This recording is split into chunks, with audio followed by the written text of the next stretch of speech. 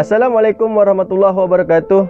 Alhamdulillahirrabbilalamin. Wassalatu wassalamu ala ashrafil anbiya'i wal mursalin wa ala alihi wa sahbihi ajma'in. Allahumma aftah alaina hikmataka wansyur alaina min khazaini rahmatika ya arhamar rahimin. Rabbi shrah li sadri wa yassir li amri wahlul 'uqdatam min lisani yafqahu qawli. Bersama saya Ustaz Azizul Imran bin Salamun dalam Pendidikan Islam tahun 5. Hari ini kita akan membincangkan dalam bidang ibadah. Dan tajuk yang kita akan belajar hari ini adalah tayammum. Objektif pembelajaran pada hari ini, yang pertama, menyatakan pengertian tayammum. Yang kedua, menerangkan rukun tayammum. Yang ketiga, menerangkan perkara sunat tayammum. Yang keempat, menjelaskan sebab-sebab mengharuskan tayammum. Yang kelima, menghuraikan syarat-syarat dan perkara yang membatalkan tayammum. Yang keenam, menunjukkan tata cara tayammum. Dan yang terakhir, membincangkan kepentingan tayammum. Perhatikan gambar. Gambar yang pertama, gambar pesakit sedang terlantar di hospital. Yang kedua, tangan yang tercedera dan dibalut. Dan yang ketiga, gambar gurun Sahara.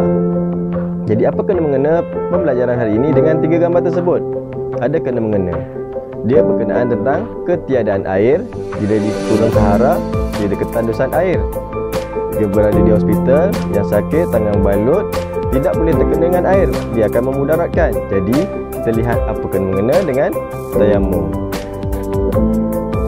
Pengertian tayammum bermaksud menyapu debu tanah yang suci ke muka serta kedua-dua tangan hingga ke siku dengan niat dan syarat-syarat tertentu. Dalil nakli tayammum dalam surah Al-Maidah ayat 6, A'udzubillahi minasyaitonirrajim.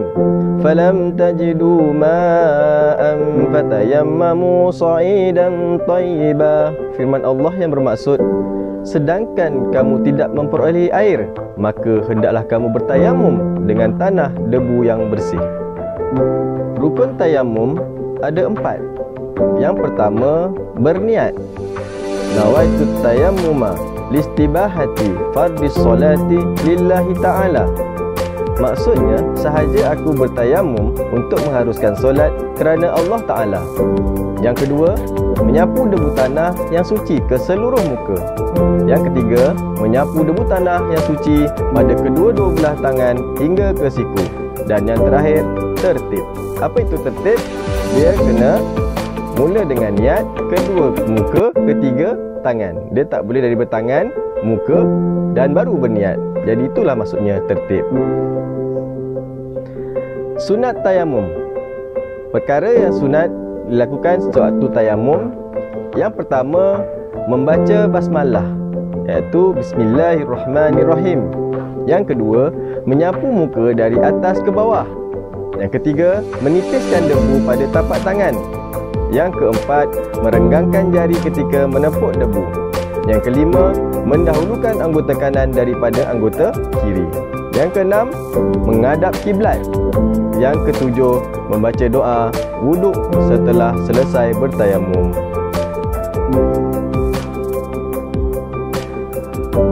Apa sebab yang mengharuskan tayamum? Sebab yang pertama, jika tiada air setelah berusaha mencarinya. Yang kedua, ada air tetapi hanya mencukupi keperluan diri dan ternakan. Yang ketiga, jarak tempat yang ada air itu terlalu jauh. Dan yang keempat, terhalang daripada menggunakan air disebabkan sakit atau ada musuh berdekatan tempat air. Yang terakhir, apa sebab yang mengharuskan tayamum? Cuaca terlalu sejuk sehingga memudaratkan. Syarat-syarat tayamum. Yang pertama, mencari air selepas masuk waktu solat. Yang kedua, masuk waktu solat. Yang ketiga, syaratnya mestilah menggunakan debu tanah yang suci. Dan yang terakhir, mesti menggunakan debu yang suci dan menghilangkan najis terlebih dahulu. Apa perkara yang membatalkan tayamum? Yang pertama, melakukan semua perkara yang membatalkan wuduk. Yang kedua, ada air selepas bertayamum sebelum solat. Yang ketiga, sembuh daripada sakit dan boleh menggunakan air. Yang keempat, telah luput waktu solat. Dan yang terakhir, murtad. Apa itu murtad? Keluar daripada Islam. Kita lihat tata cara tayamum. bagaimana untuk bertayamum? Lihat, yang pertama, tekap kedua-dua tangan pada debu tanah yang suci. Kedua, nipiskan debu pada kedua-dua tangan. Sapukan debu suci ke muka sambil berniat. Yang keempat, ulang tekap kedua-dua tapak tangan pada debu tanah yang suci dan nipiskannya. Yang kelima, sapukan debu yang suci pada tapak tangan kiri ke bahagian tapak tangan kanan sehingga ke siku. Dan yang terakhir, ulang menyapu debu pada tapak tangan kanan ke bahagian bawah tapak tangan kiri hingga selesai. Apakah kepentingan tayamum? Kepentingan tayamum yang pertama, kemudahan kepada umat Islam untuk menggantikan wuduk dan mandi wajib dalam keadaan tertentu. Yang kedua, memastikan umat Islam tidak sewenang-wenangnya meninggalkan ibadah dengan sengaja. Yang ketiga, menghilangkan kepayahan dan kesulitan. Yang keempat, menyucikan jiwa manusia. Dan yang terakhir, umat Islam diseru sentiasa berada dalam keadaan suci.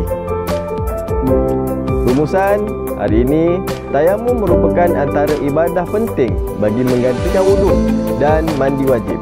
Kelonggaran ini membuktikan kasih sayang Allah SWT kepada hamba-Nya supaya tidak meninggalkan ibadah dengan sengaja. Sekian, wabillahi taufiq wa hidayah. Assalamualaikum warahmatullahi wabarakatuh.